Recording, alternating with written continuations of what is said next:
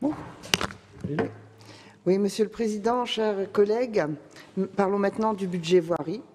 25% des dépenses d'investissement, soit plus de 89 millions d'euros. Et ici, pas de baisse, notamment pour les routes. Un choix politique de maintenir, voire augmenter les moyens, mais pourquoi faire? Alors même que le rapport de la Cour des comptes pointe le retard des collectivités dans l'adaptation au dérèglement climatique, vous continuez à privilégier de vouloir développer des projets routiers d'un autre siècle. Notre groupe continue d'être en désaccord profond avec vos priorités budgétaires.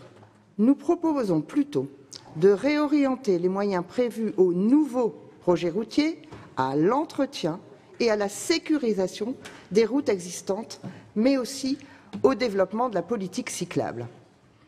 Politique cyclable pour laquelle vous manquez cruellement d'ambition. La montée en puissance budgétaire de cette politique cyclable atteint péniblement les 7 millions d'euros, alors même que vous en promettiez 10 et qu'il en faudrait au moins 15 pour commencer à parler d'adaptation et plus encore pour se situer au niveau des départements les plus ambitieux. Notre collègue nous en a parlé tout à l'heure.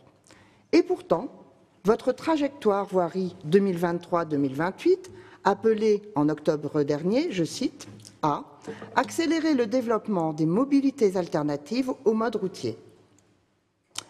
Le groupe écologiste se demande toujours ce qu'il en est de l'application concrète du schéma cyclable départemental et à quand un plan pluriannuel des résorptions des points noirs.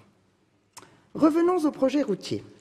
À l'heure de l'urgence climatique et de l'effondrement de la biodiversité, l'impact de ces projets est important en termes de destruction des espaces naturels, de terres agricoles ou même d'artificialisation des sols qui aggravent les risques d'inondation. Et des inondations, nous risquons d'en avoir encore, comme cet hiver.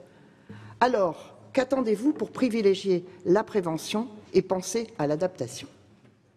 Et que dire des finances? Car oui, ces projets routiers sont très coûteux pour les finances du département.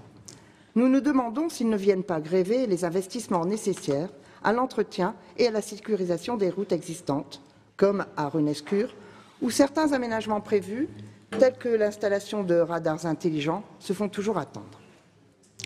Coûteux surtout lorsqu'ils ne sont pas cofinancés par l'État, comme c'est aussi le cas pour le contournement de Renescure. Des routes, mais à quel prix? Nous sommes loin de la culture de la recette chère à vos yeux. Pas d'argent pour la culture, moins d'argent pour l'éducation, mais toujours plus de dépenses pour des projets d'un autre temps. Ce n'est pas notre vision d'un département résilient.